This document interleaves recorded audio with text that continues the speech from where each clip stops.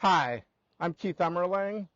I'm a watercolor and oil painter, and I'm here painting in West Stockbridge, doing a painting of a tree trunk with a building in the background and a little bit of the footbridge, walking bridge, and I'm with a group of people here, and we're all painting outdoors. Right now, I'm just laying in the lighter colors into the painting. I've got a drawing here. I'm The way it works with watercolors is you can lay in the lighter colors first, and you'll notice I'm painting over some of the lines. So, um, like this tree trunk here that I'm painting will be darker, so I can paint right over these areas that I've been painting with the lighter color, and it won't affect the quality of the tree trunk, because it'll be so much darker. Um, they'll just become unnoticeable. And you can see I put in the sky and a little bit of tree. You can see there's some overlapping in that area that will, when the tree gets filled in, it'll be just fine. And this is a drawing I did. Last time I was here doing plein air. This is all done from life, and I'll continue throughout the day to try to work on this and finish it up. So what I've got here is I've got a basic plein air setup for watercolor. I've got a photo tripod. I've got my brushes and some pencils and eraser and things that I did the original drawing with. It's kind of a selection of brushes. If you look at the palette, you can see it's laid out. It's been used, so it's got some paint that's gone over into other wells, but each well has its own unique color, and they're kind of arranged in a chromatic rainbow across from yellow to reds to browns and purples and greens and blues. And the open spaces on the palette that have some thinner paint on them are where I mix. I've got water in a container right here that I can clean my brush in and also wet the paints with. And just to give you an idea, you can just go in the palette. This is a green. You can also mix greens, so you can take a blue. We'll take a indanthrene blue and get your brush clean and get a little yellow and mix it, and it'll turn green. And so you've got that, and then you can put that in your foreground here. And you can, and again, you don't have to be too precious with some of the darker areas, because you'll be painting over them with the darker color. So this is just laying this in.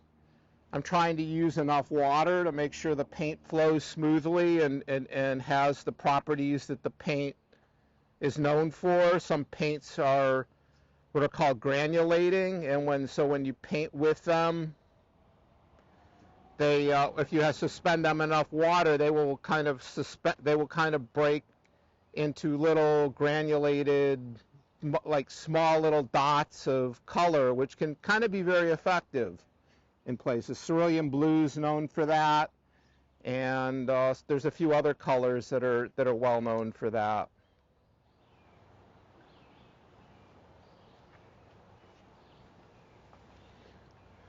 One of the advantages of painting outdoors is that you're right in front of your subject. Not only are you experiencing the environment, but you're painting from life. So you see colors that you wouldn't see in a photograph. You get to experience the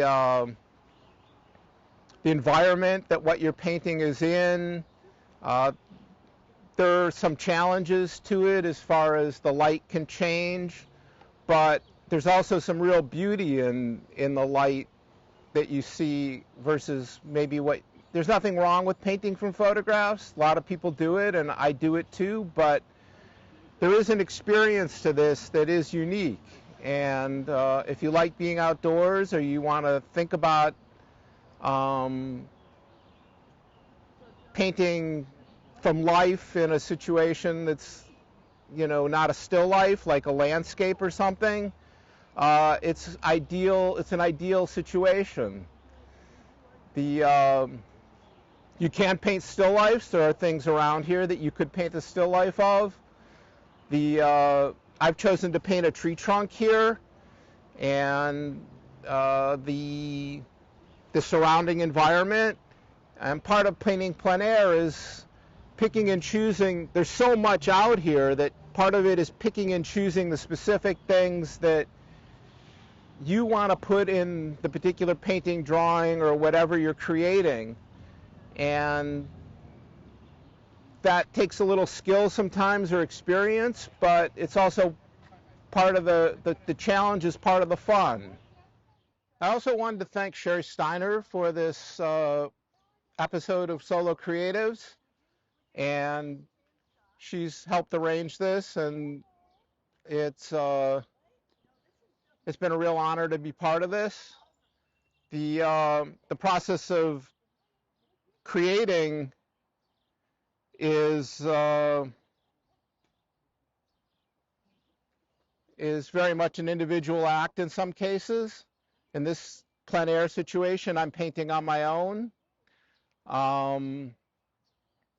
What I would like to do is be able to complete as much of this painting as I can while I'm here, that if I need to, I can finish it up at home, or I can come back another day and finish it.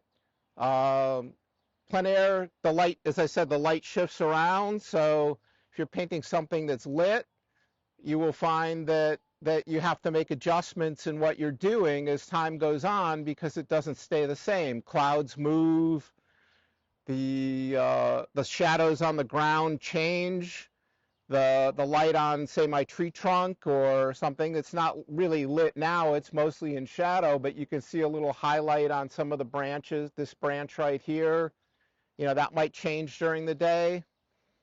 The idea is that you use your own style of creating to interpret what you see. So if you're an abstract painter, you could very well come out here and paint an abstract of this scene.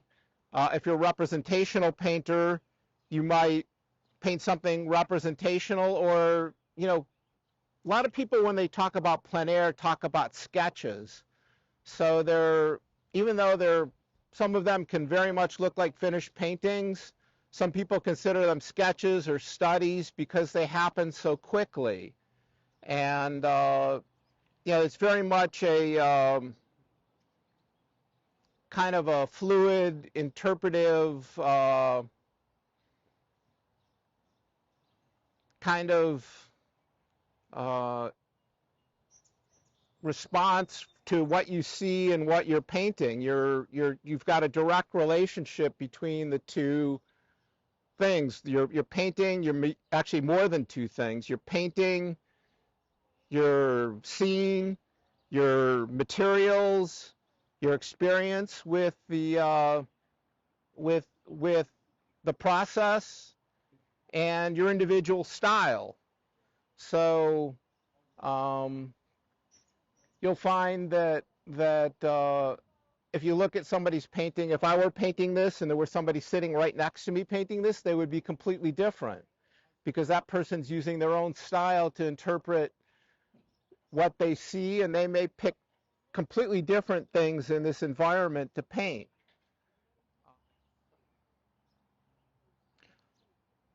So I'm just putting some details in here just to get this kind of just get some of the framework laid out.